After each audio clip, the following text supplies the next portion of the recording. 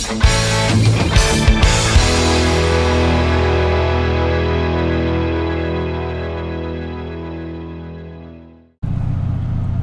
morning, Oklahoma. I only heard 7 gunshots last night. It's not an exaggeration. The guy in the room next to me sounded like he was arguing with a hooker the whole time. But you know, car's still cold. It's fine. It's normal. He also sounded like he was in the process of removing one of his lungs via coughing the entire time.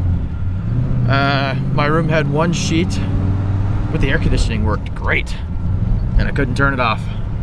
It was really cold.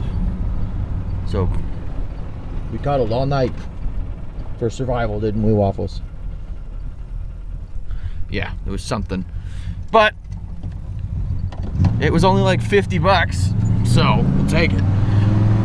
Now we're on our way to Dallas, and then Shreveport, and then etc. I actually don't remember. I'll have to look at the thing again. We're gonna start with some gas. There's a station right there, and then we are gonna send it, as it were. So I'm gonna fill up, grab a Red Bull probably, and then Waff and I are out of here.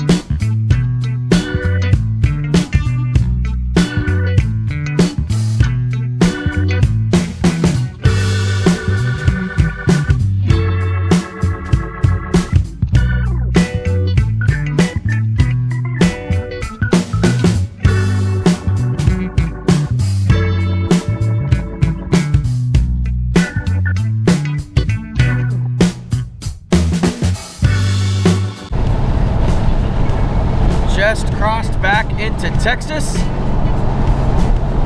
We've got like 75 miles to Dallas. It's a super uneventful drive. It's not a lot to see, not a lot to do. We might dink around in Dallas a little bit. We'll see. But today's probably going to be pretty short.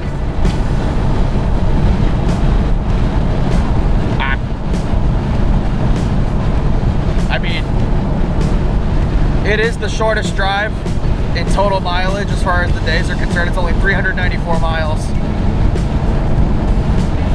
But yeah, in 40 miles there's a Buc-ee's.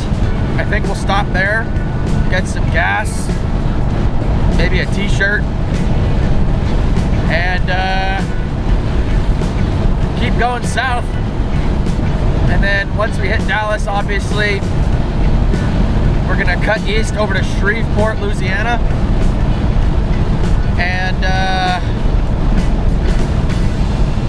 and then we're gonna cut south again, keep on trucking.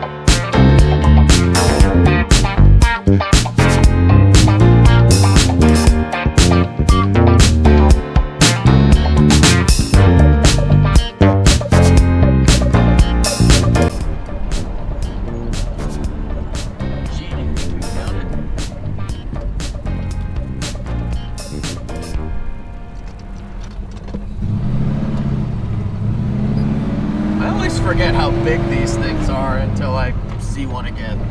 That is what she said, by the way. Just enormous. Stopped at Buc-ee's, got a t-shirt, got my Texas bumper sticker. Noticed the tank was reading like empty, but it only put in like 10 gallons. I was like, what the hell? It's only half a tank, so I thought the pump had just shut off prematurely. Hit the switch, it shot a bunch of fuel at me, shined my flashlight in there, it's full. And then I noticed that the driver rear is sitting lower than the driver or passenger rear. I don't know if you can see that. The rear spring on the driver's side is just completely collapsed. And the only thing holding the car off the bump stops are those little spacers that they put in there for extra ride height. So yeah, all those potholes in New Mexico ruined the rear suspension on the car. Nothing's rubbing. There's still plenty of clearance. But we got to replace the rear springs on this car when we get to Florida, which means, you know, if we're going to have them out anyway, we may as well put QA1 stuff in there. So I know what we're doing when we get to Florida, I guess. And, you know, that might come up a little bit once all the weight's out of the car, because there's a lot of stuff in here. But yeah, freaking New Mexico. Nothing we can do about it now. Let's hit the highway and try and hit potholes with the passenger side of the car, I guess. Because it's fine, I just looked at it. But we're going to need to remember that our fuel gauge is going to read a little inaccurately, because the car is tilting to the driver's side, so. Let me see if I can show you the tilt. Get a load of this.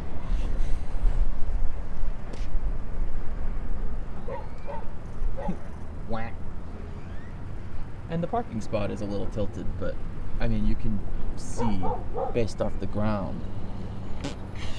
So let me show you what it's supposed to look like. Quiet, you. That's what that's supposed to look like. A spring.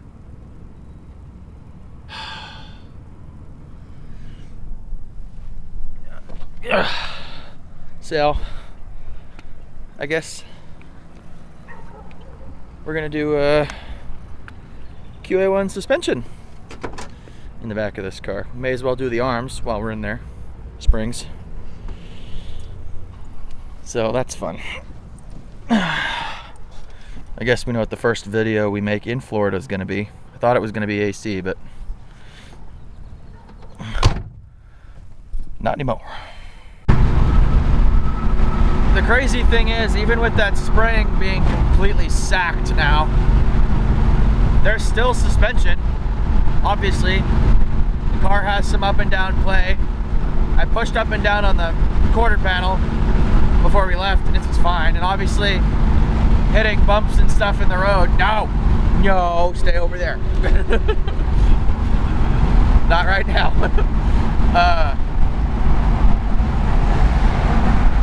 It still has travel.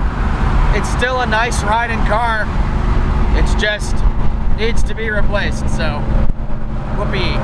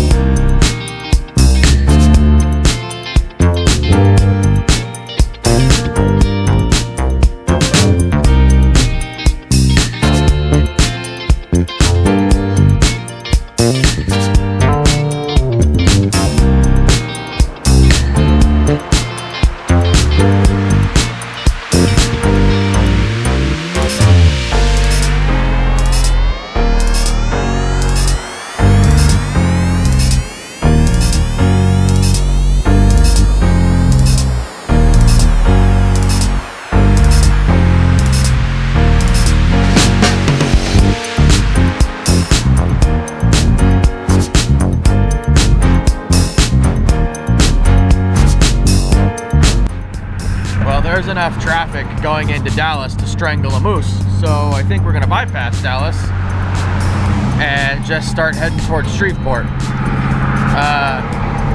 which kind of sucks because I would have liked to have gone around Dallas a little bit. Haven't been to Dallas in a long time, but oh well, next time.